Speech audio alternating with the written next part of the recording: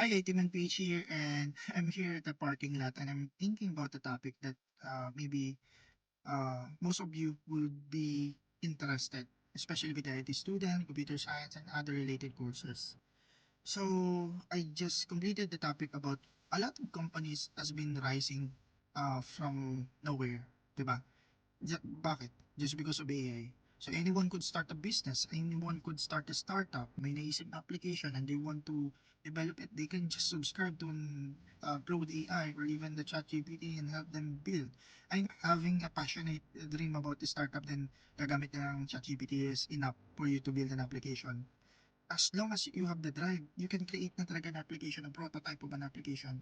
Katulad din ginagawa din naman sa US.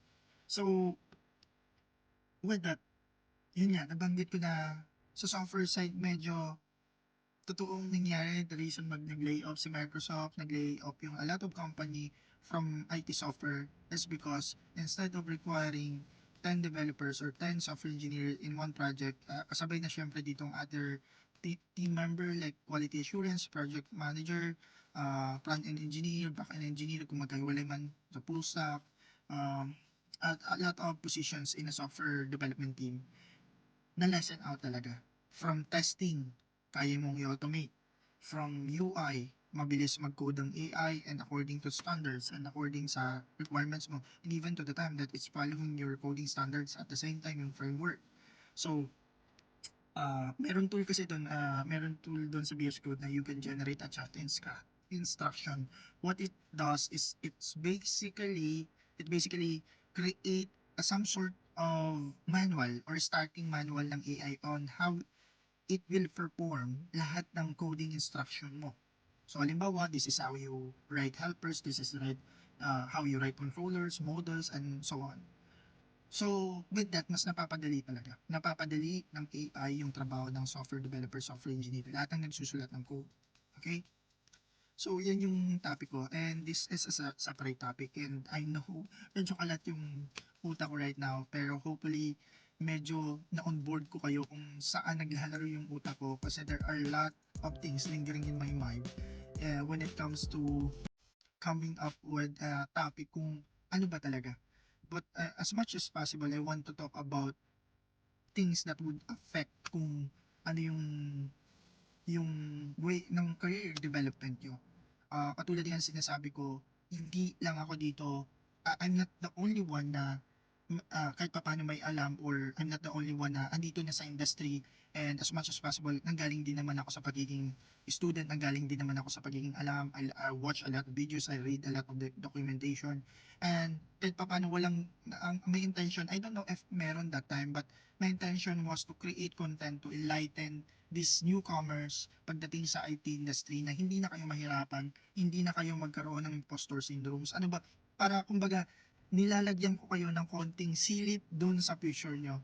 Yun ang ambisyon at intention ni IT Man PH na shortcut palagi, even sa mga staff ko, sa mga employee ko, na as much as possible, I want to be your shortcuts. Na hindi niyo na kailangan maranasan to, hindi niyo na kailangan magkamali, hindi niyo na kailangan magsayang ng maraming oras. And nanggaling din kasi ako sa punto na yung mga kasamahan ko when it comes to knowledge, parang nagano sila, naglilimit sila. I don't know, maybe baka mas magalingan sila, or something like you will replace them or something. Sa IT madami talaga niyan. And sa akin yun yung the other way around yung gusto kong pairalin. As much as possible, I will create more content.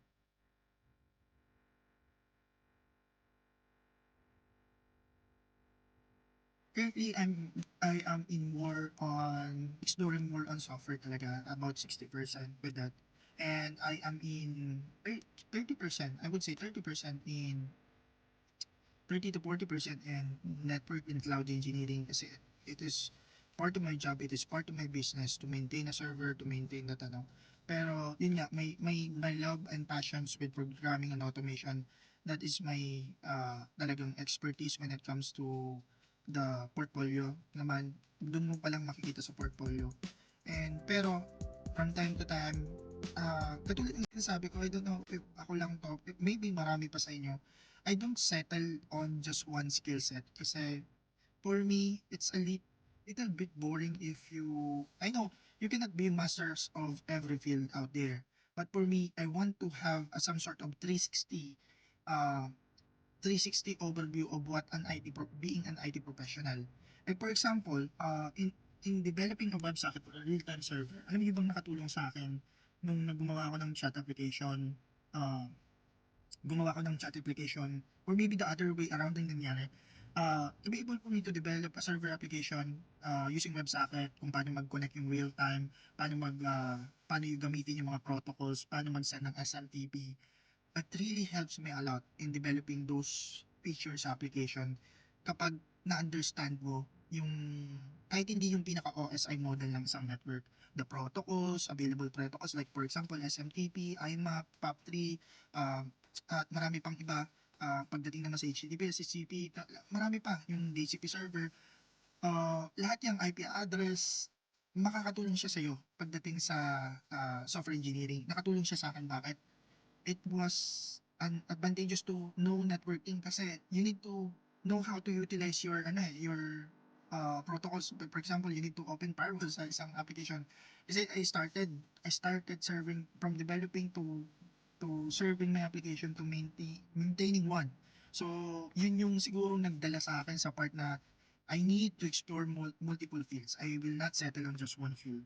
So, nang sa ganun pa naman, hindi ko naman sinasabi na I'm being um, some sort of I have a complete expertise in multiple um tawag na yun fields, but what I'm saying is basically I can have a conversation between multiple fields, like with the cloud engineer, with the network engineer, with the cybersecurity analyst, with the software engineer, with the data engineering, and yun lang siguro.